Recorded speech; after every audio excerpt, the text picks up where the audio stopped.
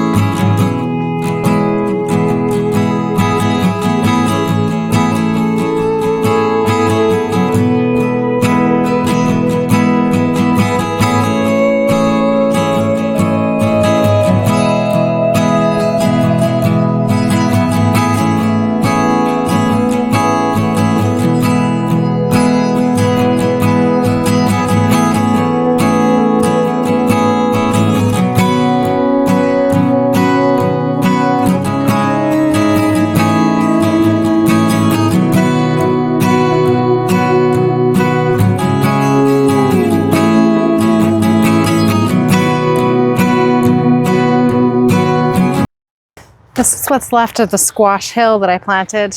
It's seen better days. We got a lot of powdery mildew back here that took a lot out. And also trying to get back here to do things, I trampled a lot of the vines, which wasn't great. This pumpkin got eaten. So I'm gonna harvest all the pumpkins now because they are orange and ready to go. And while I could just leave them out here, we have no risk of frost for the foreseeable future for the next several weeks. I could leave them out here, but then they're probably just gonna get nibbled.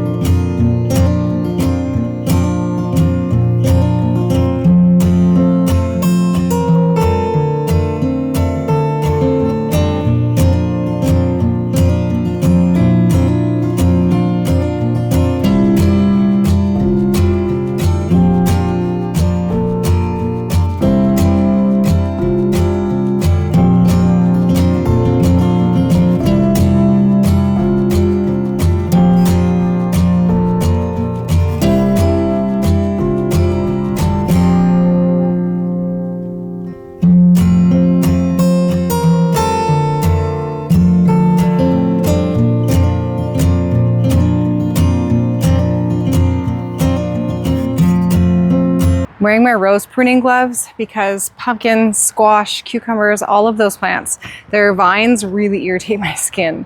And I've already been doing a bunch of pruning and my arms are just tingling. So I put on some long sleeves for that job. There's still some diseased foliage back in there, but it's a little bit less messy now. You know, I usually prefer the look of a messy end of season garden to like a cleaned up empty space in the fall. I like to see all the dead plants standing there. It reminds me of what was there, and there's lots of food there for birds and other wildlife. But sometimes there's just so much disease. Not only does it look gross, but it's only going to perpetuate the problem into the next year if I don't get rid of it, which is why you'll see me putting so much into brown bags which I will take out to the curb and the city will take. I just don't want to put it in my home compost.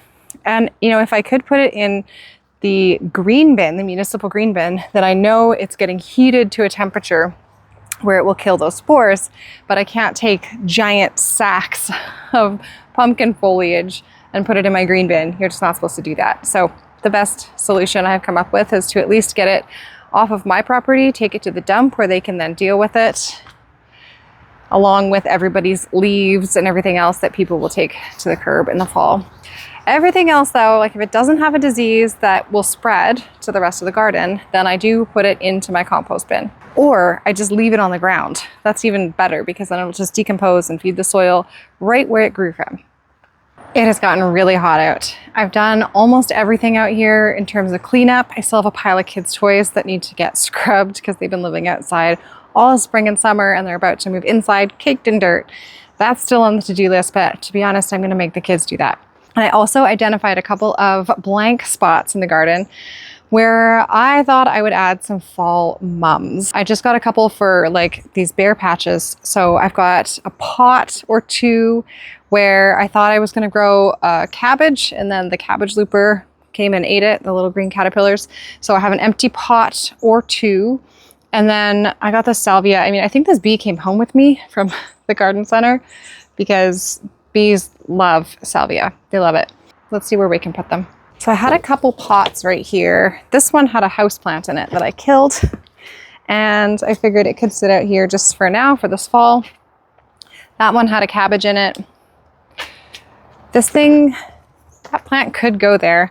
If you're gonna buy fall mums and it's really hot out still, tons of sun, water them a lot because they'll die otherwise or they'll shrivel up, turn brown.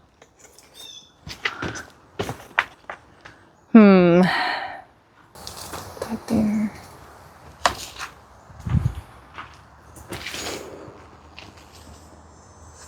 This cute little mom is going to go in this pot. Whenever I buy a plant from a garden center or from Costco or whatever for a front porch, like ferns, I get their big ferns in the spring and those go on my front porch, or like mums in the fall. I like to plant them in the soil, in a pot, whatever, in the ground. Just plant them.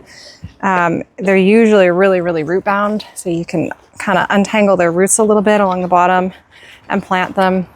And make sure you give them a good watering and maybe even a feeding, and you'll keep them looking nice. If they stay in those tiny little plastic pots for an entire season, they can start to look pretty gross. This might be kind of weird, sticking a perennial in the corner of a raised bed for vegetables, but the space is empty right now and it would just be nice. This trellis is quite empty. It had the spring peas on it and I never really got anything else growing on it. So for now, let's stick a little salvia here.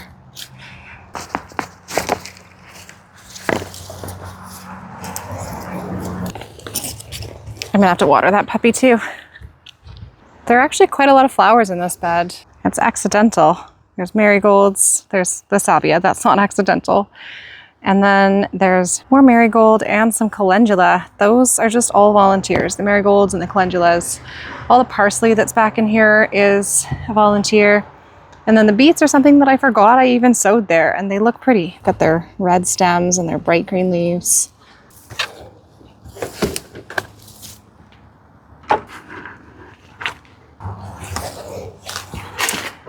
There we go. Everything's planted. Everything's cleaned up. Dead things are ripped out. Fresh things have been planted for fall. There's a couple last things I still have to do. I'm gonna lift the insect netting off anywhere that it's still on because it's not necessarily gonna look pretty for the photos. And then we have to cut the grass also, but that's it. And then I think we're ready. I'm pretty nervous about these photos because they are in our garden. If our photos look not great or the backdrop is not great and there's unsightly things behind us in all the photos, I'm gonna feel really bad. I'm also excited.